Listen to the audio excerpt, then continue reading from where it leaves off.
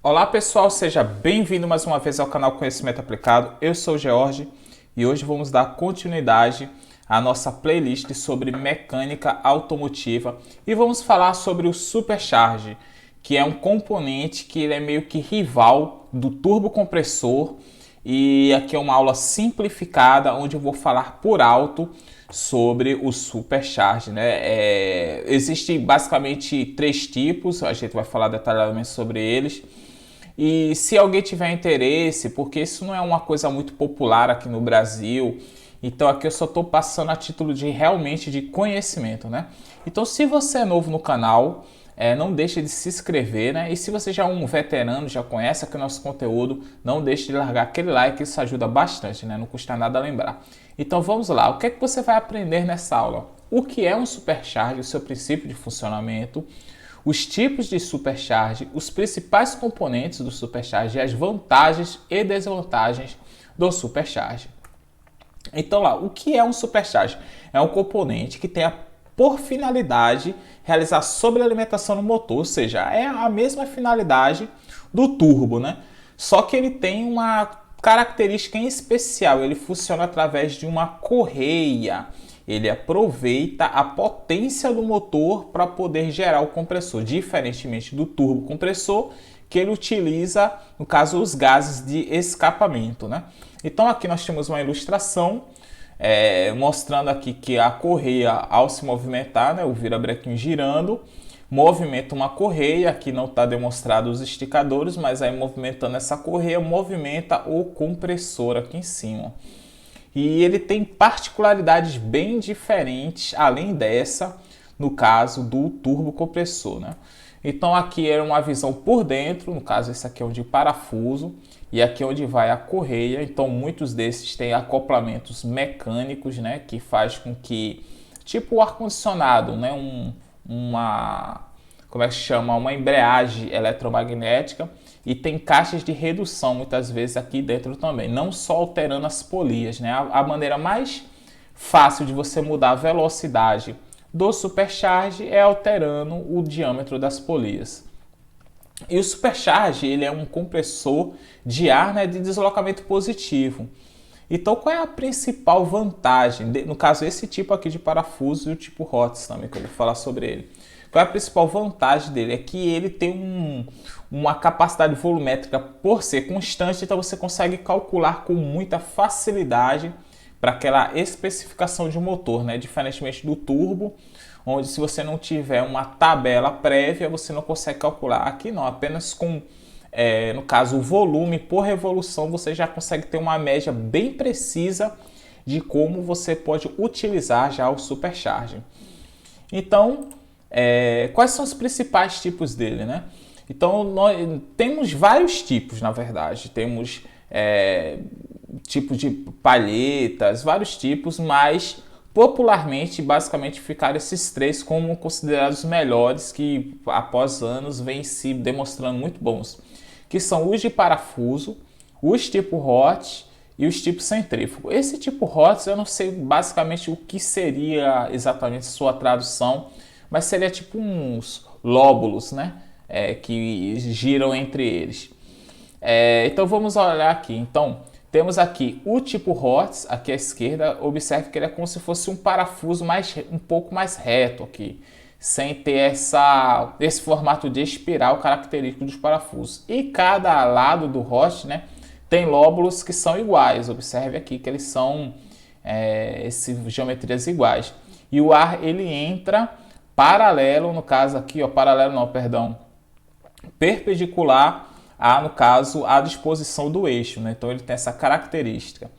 Já o tipo parafuso, ele tem vários nomes aqui. Você pode ver twin screw, que seria tipo duplo parafuso. Esse Lynchhomes também seria um nome dele também, popularmente. E você observa que ele tem essa característica de um lado ser diferente do outro. Então aqui tem um lado macho, um lado fêmea. Observe que o pessoal que fez essa ilustração aqui colocou até um lado azul e outro lado rosa para demonstrar que o macho e o fêmea. E ele entra pela periferia aqui, pelo canto aqui, diferentemente do HOTS que entra aqui.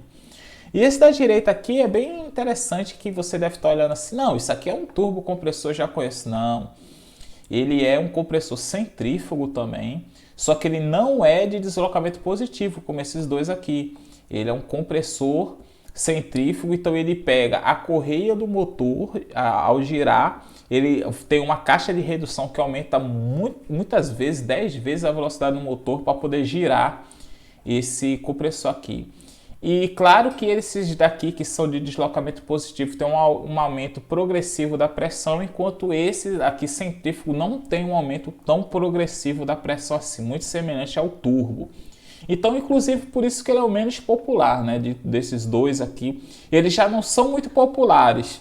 E esse centrífugo mesmo é realmente muito difícil de você ver em qualquer tipo de projeto. Então, quais são os principais tipos de componentes, né, do turbocompressor? Ele tem os principais componentes dele na admissão, porque a parte de escapamento, como ele trabalha na parte fria do motor, digamos assim, né, ele é transmissão por correia, não precisa mexer no sistema de escapamento. Então, basicamente, as alterações que são apenas no coletor de admissão. Então, características. O coletor de admissão ele fica antes do compressor, diferentemente do turbocompressor, que o corpo de borboleta fica depois, né? Eles geralmente não têm intercooler. Eles têm, no caso, um water cooler aqui, que fica entre o compressor e o coletor de admissão. E é um conjunto completo. O corpo não tem condições de operar sem, no caso, o compressor mecânico aqui, né? No caso, sem o supercharge. Você observa que ele encaixa, uma peça vai encaixando em conjunto com a outra, diferentemente do turbocompressor, que você consegue ainda ligar o veículo sem a turbina estando instalada. Então, essas aqui são as diferenças que são mais evidentes, mais claras aqui. E as principais diferenças dele você observa aqui, ó, nas vantagens e desvantagens. Então, quais são as vantagens? Como o escapamento permanece inalterado, você não precisa mexer na parte do escapamento do veículo. Você só precisa mexer na admissão. Então essa é uma vantagem. Você precisa mexer em menos sistemas do carro para você poder fazer a instalação. Então você consegue fazer, em teoria, um melhor aproveitamento das peças, né? Contudo,